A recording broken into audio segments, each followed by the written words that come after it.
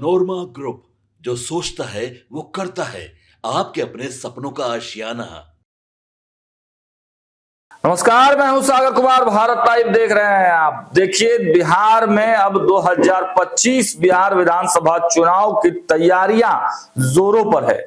अभी तक दिल्ली पर सबका फोकस था, लेकिन जैसे ही भारतीय जनता पार्टी ने दिल्ली फतह कर लिया, अब सीधे सीधे सब तरफ से बिहार पर फोकस किया जा रहा है।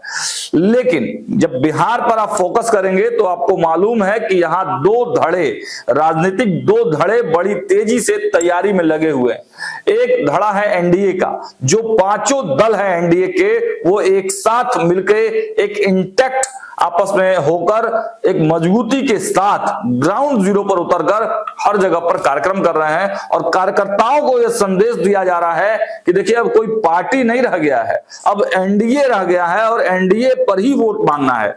भले ही सीटों का जब बंटवारा होगा तो सिंबल सबके अलग अलग होंगे, लेकिन नेता सबके एक है, नीतीश कुमार और नरेंद्र मोदी। और उसके बाद अब दूसरी तरफ आ जाइए। दूसरी तरफ आप देखेंगे तो दूसरी तरफ इंडिया ब्लॉक, हालांकि इंडिया ब्लॉक के बारे में कहा गया कि इंडिया ब्लॉक तो खत्म हो गया है, लेकिन महागठबंधन की भी बात करें तो महागठबंधन में तेजस्वी यादव की राष्ट्रीय जनता दल और राहुल गांधी की कांग्रेस, ये दोनों आपस में सिर्फ फुटबॉल में लगे हुए हैं। कांग्रेस जहां 2 डिप्टी सीएम और 70 सीटों की डिमांड कर रहा है, वहीं आप देखें तो मुकेश सहनी भी डिप्टी सीएम के साथ साथ 30 से 40 सीटों की मांग कर रहे थे। आपने देखा, मैंने कल ही इंटरव्यू किया था, जो वीआईपी के राष्ट्रीय उपाध्यक्ष संजीव मिश्रा जी थे, उनका इंटरव्यू किया था। उन्होंने साफ और बड़े स्पष्ट इशारों में कहा कि देखिए, हमने पहली लिस्ट तो सौंप भी दी है। अब देखिए, ये 2 बड़े राजनीतिक धड़े मैदान में तो कूद गए हैं, लेकिन एक तीसरा धड़ा भी बिहार की राजनीति में अब पदार्पण करने वाला है। जी हां, देखिए, दलितों का एक बहुत बड़ा वोट बैंक है बिहार में, और खासकर जो बॉर्डर के एरिया है, उत्तर प्रदेश से सटा हुआ जो एरिया है, वहां पर मायावती का बड़ा प्रभाव है।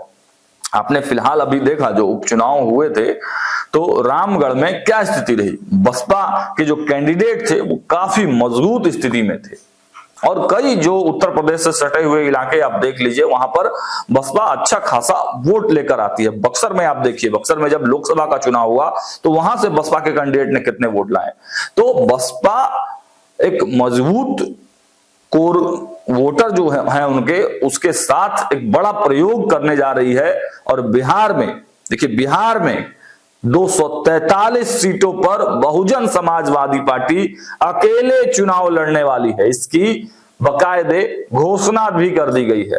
हालांकि हम आपको लगातार बता रहे हैं कि देखिए, ये 2 धड़े एनडीए और महागठबंधन चुनाव लड़ रहा है। इसके साथ साथ जब सीट शेयरिंग होने लगेगा और सीट शेयरिंग में मामला सेट नहीं होगा तो एक और गठबंधन बन सकता है, जिसे तीसरे मोर्चे की तरफ देखा जा रहा है। लेकिन उस तीसरे मोर्चे बनने से पहले ही देखिए, बहुजन समाजवादी पार्टी अब फ्रंट फुट पर आ गई है। देखिए, हम विक्रम विधानसभा भी गए थे, तो वहां भी हमने जब पब्लिक ओपिनियन किया था तो कुछ कोर वोटर, जो बसपा के कोर वोटर हैं, वो पूरी तरह से मायावती के साथ इंटैक्ट हैं। भले ही वो चुनाव ना जीते, लेकिन हाँ, हार जीत में उनकी बहुत महत्वपूर्ण भूमिका होती है। और जिस प्रकार आपने दिल्ली का चुनाव देखा, कांग्रेस भले ही चुनाव नहीं जीती, लेकिन आम आदमी पार्टी को चुनाव हराने में महत्वपूर्ण भूमिका कांग्रेस ने निभाई है। वैसे ही न खेलब न खेलिए बिगाड़ब, न खेलब न खेले देव, खेलिए बिगाड़ब, ये कहावत है। और देखिए, मैं आपको डिटेल्स बताता हूं कि बिहार में बहुजन समाज पार्टी आगामी विधानसभा चुनाव में 243 सीटों पर चुनाव लड़ेगी। बसपा के प्रदेश कार्यालय में पार्टी ने एक दिवसीय बैठक का आयोजन किया। इस मौके पर मुख्य अतिथि के रूप में बसपा के राज्यसभा सांसद रामजी गौतम मौजूद थे। इस दौरान सैकड़ों की संख्या में बसपा के नेता एवं कार्यकर्ता मौजूद थे। बैठक में आगामी बिहार विधानसभा चुनाव को लेकर रणनीति बनाई गई। इस मौके पर बसपा के प्रदेश प्रभारी अनिल कुमार ने आरोप लगाते हुए कहा कि मुख्यमंत्री नीतीश कुमार प्रगति यात्रा में घूम रहे हैं। किसी भी जगह उन्होंने भाषण देकर लोगों को संबोधित करने का काम नहीं किया। बिहार का बागडोर पीछे से कौन चला रहा है, इसके पीछे कौन लोग हैं? क्या भारतीय जनता पार्टी और जनता दल यूनाइटेड के लोग पीछे से बिहार को नर्क में ढकेलना चाहते हैं?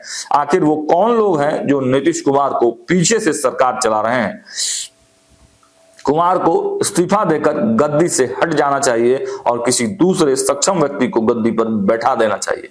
अनिल कुमार ने दिल्ली चुनाव के परिणाम पर कहा कि यह जीत भाजपा की नहीं, इलेक्शन कमीशन की जीत है। जिस तरह से पहले लालू यादव के राज्य में बैलेट पेपर से गिनती होती थी और लालू यादव की जीत होती थी, उसी तरह यह नरेंद्र मोदी और अमित शाह की जीत है।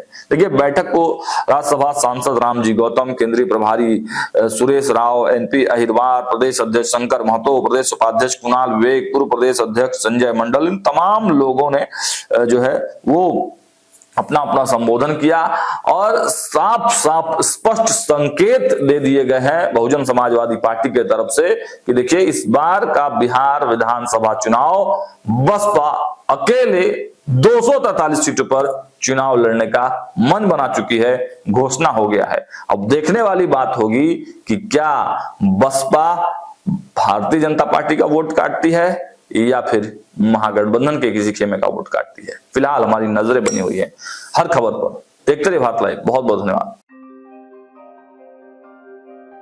आपके सपनों को हमने सजाया है, ई होम्स पैनोरमा को हमने बनाया है। ई होम्स मेरा एक सपना था जिसपे मैं पिछले 4 साल से काम कर रहा था। हमने जो बनाया है वो सबने है माना। ई होम्स पैनोरमा में हो आपका भी आशियाना।